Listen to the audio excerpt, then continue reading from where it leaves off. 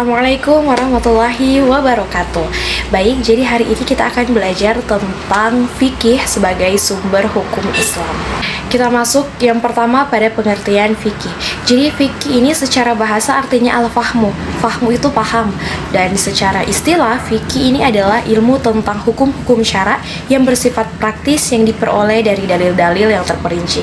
Nah, kalau pengertian syariah secara bahasa yaitu jalan yang lurus yang mengandung maksud bahwa syariah sebagai petunjuk bagi manusia untuk mencapai kebaikan serta keselamatan baik jiwa maupun raga. Nah, syariah menurut istilah yaitu segala ketentuan Allah yang disyariatkan bagi hamba-hambanya baik itu menyangkut akidah, akhlak maupun muamalah. Nah, kalau pengertian dari usul fikih sendiri yaitu ilmu yang mengkaji tentang dalil fikih.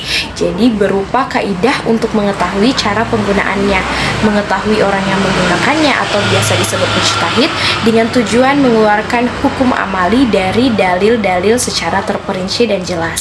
Kita masuk pada pembagian fikih. Yang pertama ada fikih ibadah.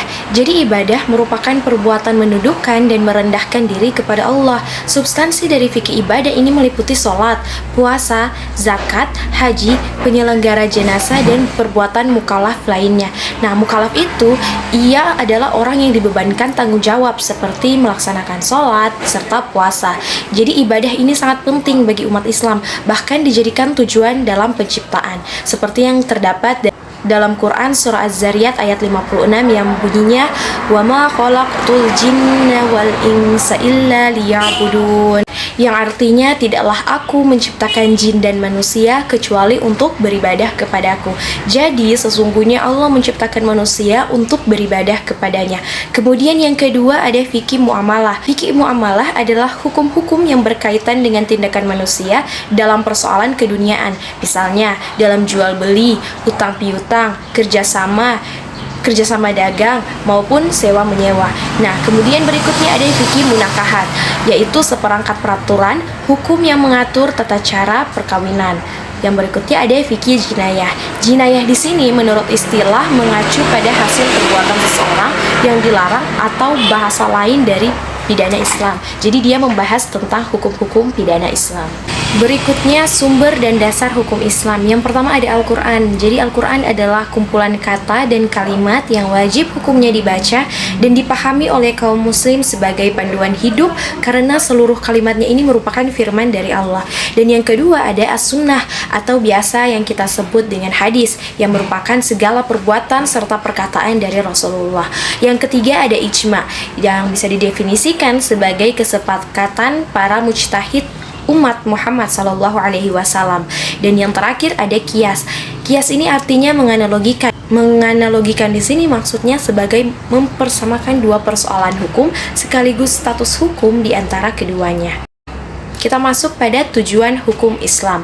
Jadi tujuan dari hukum Islam ini untuk menjamin keadilan dan kesejahteraan umat semua orang. Karena hukum Islam wajib memelihara hak manusia untuk hidup dan mempertahankan keadilan. Berikutnya asas-asas hukum Islam. Yang pertama asas keadilan. Jadi mampu menempatkan keadilan sebagai asas umum yang ditetapkan dalam semua bidang atau praktek keagamaan. Kemudian yang kedua asas kepastian hukum, yakni untuk menjadi penentu bahwa hukum tidak boleh berlaku surut. Dan berikutnya ada asas kemanfaatan. Jadi perlu diperhatikan manfaat penerapan hukum tersebut baik untuk diri sendiri ataupun masyarakat. Berikutnya asas tauhid atau mengesahkan Tuhan. Dan yang terakhir ada asas kemerdekaan atau kebebasan. Jadi Islam ini memberikan kebebasan kepada setiap umatnya, jauh tidak bertentangan dengan syariat atau melanggar kebebasan orang lain. Jadi kebebasan tersebut meliputi kebebasan beragama, berpikir, serta bertindak. Dan yang terakhir dibahas yaitu metode penetapan hukum Islam. Jadi menurut para ulama, metode penetapan hukum Islam ini terbagi menjadi dua. Yang pertama thoriqatul lafziyah yang bertumpu pada analisis kebahasaan, dan yang kedua thoriqatul ma'nawiyah yang bertumpu pada pengertian dari implisit nas dengan menggali substansi hukum Islam. Baik, saya rasa cukup dari saya. Wabillahi taufiq wal hidayah. Wassalamualaikum warahmatullahi wabarakatuh.